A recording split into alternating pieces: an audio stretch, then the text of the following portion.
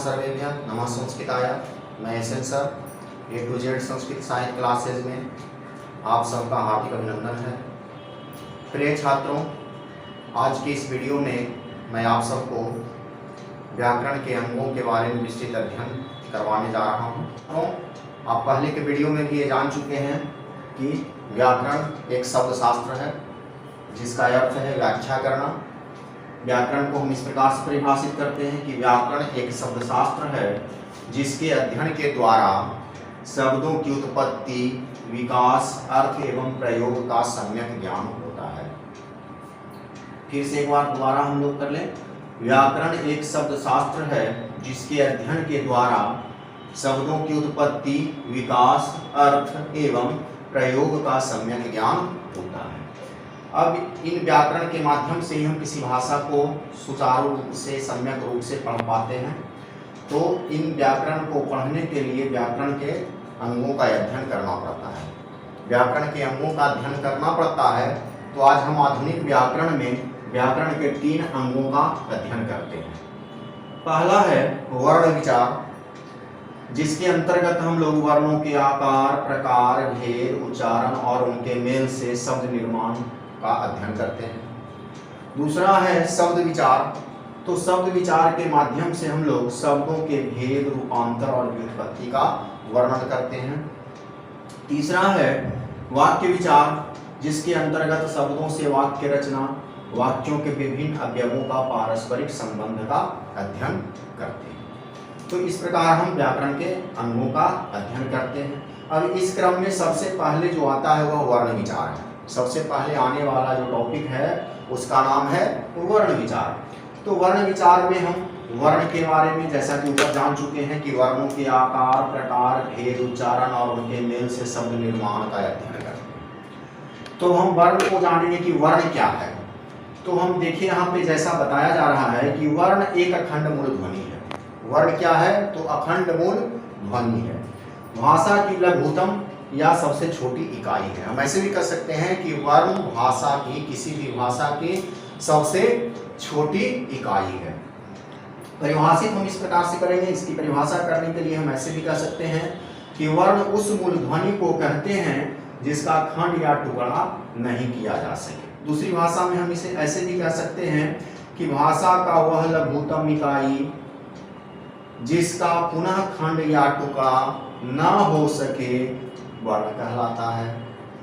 फिर से एक बार, भाषा का वह लघुतम खंड या इकाई जिसका पुनः खंड या टुकड़ा न हो सके वर्ण कहलाता है। जैसे हम कुछ यहाँ एग्जाम्पल भी देख रहे हैं। लिखा है अ, ह्रस्व ई, दीर्घ ई, क, च, ट, व, य, र, स आदि। तो ये सब जो हम हिंदी भाषा पढ़ने में इन सारे वर्णों का जो अध्ययन करते हैं, इन सब का विस्तृत ज्ञान हमें वर्ण विचार के माध्यम से मिलता है। वर्ण को हम इस प्रकार से भी कह सकते हैं, परीक्षा में हमें बहुत तरह से पूछे जाते हैं। तो इस प्रकार से हमें अनेक भाषाओं में अनेक तरह से हमको याद रखना है कि लिपि में आने वाले ध्वनि चिन्हों को वर्ण कहते हैं। दूसरा, इस तरह से भी हम कह सकते हैं कि ध्वनियों के लिखित रूप को वर्ण कहते हैं। ध्वनियों के लिखित रूप को वर्ण कहते हैं, क्योंकि वर्ण का अर्थ रंग भी होता है। वर्ण का अर्थ रंग होता है। रंग का मतलब हुआ कि कोई भी रंग। तो जो हम लोग ध्वनि बार बार हम लोग कह रहे हैं, वर्ण का पहचान हम ऐसे कर रहे हैं कि वर्ण एक अखंड मूल ध्वनि है। तो ध्वनि क्या है? सबसे पहले हम इस पे चर्चा करें। ध्वनि क्या है? तो ध्वनि भाषा का लघुतम श्रव्य खंड है जो सुनाई पड़ता है। श्रव्य खंड का मतलब कि जो सुनाई पड़ने वाला सबसे छोटी इकाई जो है उसे ही हम ध्वनि कहते हैं। जैसे आ, ह्रस्व ई, ऊ, क, ये सब जो भी आ जाते हैं वर्ण, सब हम इसे ध्वनि कहेंगे। अब देखिए यहाँ पे कहता है कि ध्वनियों के लिखित रूप को वर्ण कहते हैं। तो ध्वनियों को जो, यानी कि श्रव्य खंड है जो सुनाई पड़ता है, उससे हम किसी प्रकार से अगर हम लिख रहे हैं, रंग में रंग से रंग रहे हैं, तो बस उसी को हम वर्ण कहते हैं। इस प्रकार से भी। अब देखिए कुछ लोग यहाँ पे कहते हैं कि वर्ण और अक्षर क्या है, कारण हम लोग जब लिखते पढ़ते हैं तो अक्षर शब्द का ज़्यादा प्रयोग करते हैं। तो अक्षर क्या है? तो अक्षर देखिए यहाँ पे दो शब्दों के रूप में से बना हुआ है। पहला है अ और दूसरा है क्षर। अ का अर्थ होता है नहीं और क्षर है जो कि क्षय का तद्भव रूप हुआ। क्षय मीन्स नाश होना, यानी कि नहीं नाश होने वाला। अक्षर का अर्थ हो गया नहीं नाश होने वाला। और वर्ण का भी हम लोग बार बार यही पढ़ रहे हैं कि वह मूल ध्वनि है, अखंड मूल ध्वनि है, जिसका कोई खंड या टुकड़ा नहीं किया जा सकता, यानी कि वह मिट नहीं सकता है, खत्म नहीं हो सकता है, बदल नहीं सकता है। कहने का मतलब यह है। तो हम इस प्रकार से अक्षर को ऐसे भी हम कह सकते हैं कि यह भाषा का लघुतम उच्चार्य खंड है, जिसको हम उच्चारण कर सकते हैं। अक्षर क्या है? तो भाषा का लघुतम उच्चार्य खंड है। जैसे यहाँ पे एक शब्द मैंने लिखा है राम। राम में देखिए, यहाँ पे देखने में आ रहा है कि रा और मा दो अक्षरों के मेल से बना है। अब देखिए, जब इन्हीं को हम ध्वनियों में अलग करते हैं तो होता है र हलंत योग आ योग मा हलंत योग आ। ठीक है, तो यहाँ पर जो र के साथ आ, र हलंत के साथ आ आया, मा हलंत के साथ आ आया, जिसके मिलने से यहाँ पे ये अक्षर का रूप धारण कर लिया। तो हम ऐसे भी कह सकते हैं, जानकारी के लिए ऐसे भी कह सकते हैं, व्यवहार में हम ऐसे भी कह सकते हैं कि शब्द में आए हुए वर्ण को हम अक्षर कह सकते हैं। शब्द में आए हुए वर्ण को हम अक्षर कह सकते हैं। समानतः ऐसे देखिए, व्याकरण लोग जो भी हैं, व्याकरणाचार्य लोग, वह वर्ण और अक्षर में अंतर नहीं मानते हैं, किंतु यह कहना उचित नहीं हो सकता है कि वर्ण और अक्षर एक ही है, थोड़ा न थोड़ा कुछ अंतर तो है ही। अब देखिए, अब हम लोग इस प्रकार से वर्ण और अक्षर ध्वनि से निकल के आए। अब हम लोग वर्ण के भेद या प्रकार पे चले, कारण वर्णों का जो प्रकार है वह हम लोग उच्चारण के अनुसार ही इसका हम वर्गीकरण कर लेते हैं। तो वर्ण के कितने भेद हैं? प्रश्न आपसे परीक्षा में किया जाता है कि वर्ण के कितने भेद हैं, तो वर्ण के यहाँ पे दो भेद हैं। पहला है स्वर वर्ण, जिसे हम आच वर्ण भी कहते हैं। संस्कृत में स्वर वर्ण को हम लोग आच वर्ण भी कहते हैं। और दूसरा है व्यंजन वर्ण, जिसे हम हल वर्ण भी कहते हैं। कारण कि हम लोग देखते हैं कि व्यंजन वर्ण के लिखावट में वर्णों के नीचे एक तिरछा पाई रहता है। एक तिरछा जो आकार रहता है उसे ही हम हल कहते हैं, और वह जिस भी वर्ण के अंत में लगा हुआ रहता है उसे हम हलंत कहते हैं। तो इस प्रकार से हम व्यंजन वर्ण को हल वर्ण भी कहते हैं। अब स्वर वर्ण के बारे में हम पूछ दिया जाए कि स्वर वर्ण क्या है, तो हम इस तरह से भी याद रख सकते हैं, जानकारी के लिए ऐसे भी हम रख सकते हैं कि स्वयं उच्चारित होने वाले वर्ण स्वर वर्ण हैं, यानी जिनका उच्चारण स्वयं हो रहा है वह स्वर वर्ण है। जैसे एग्जाम्पल यहाँ कुछ दिए गए हैं, अ आ ह्रस्वई दीर्घई ह्रस्व दीर्घ ओ ह्रस्वई दीर्घ री री ए ओ औ। ये सब सारे जो वर्ण हैं सभी स्वर वर्ण के वर्ण हैं। दूसरा है व्यंजन वर्ण। तो व्यंजन वर्ण की परिभाषा हम लोग इस प्रकार से करते हैं, यहाँ पे आपको जानकारी के लिए शॉर्ट में लिखा गया है कि स्वर की सहायता से उच्चारित वर्ण, यानी वैसे वर्ण जिनका उच्चारण स्वर वर्ण की सहायता से होती है उन्हें हम व्यंजन वर्ण या हल वर्ण कहते हैं। जैसे कौन कौन है, तो क च प य र स ह, ये सब जो भी वर्ण हैं सब व्यंजन वर्ण हैं, क्योंकि इनका उच्चारण जब भी होता है तो स्वर वर्ण की सहायता से होती है। अब आगे हम व्यंजन वर्ण के और स्वर वर्ण के बारे में विशेष विस्तृत अध्ययन करते हैं। तो चलें हम लोग अब स्वर वर्ण के बारे में हम लोग अध्ययन करते हैं। स्वर वर्ण किसे कहते हैं, तो स्वर वर्ण के बारे में मैंने पहले ही बता चुका हूँ कि स्वर वर्ण स्व उच्चारित वर्ण को कहते हैं, यानी वैसे वर्ण जिनका उच्चारण स्वयं हो। परिभाषा के लिए हम इस प्रकार से लिख सकते हैं कि वैसे वर्ण जिनका उच्चारण बिना किसी दूसरे वर्ण की सहायता के हो उसे स्वर वर्ण कहते हैं। अब हमें यहाँ देखना है कि स्वर वर्ण हैं कौन कौन। स्वर वर्ण की संख्या हिंदी भाषा में 11 होती है, संस्कृत में हमारे व्यवहार में 13 आते हैं और अंग्रेजी में 5 आते हैं। किस प्रकार से हैं ये 11, 13 और 5, इसे भी हम लोग देख लें। हिंदी में आ ह्रस्वई दीर्घई ह्रस्व दीर्घऊ री ए ओ औ, स्वरों की संख्या 11।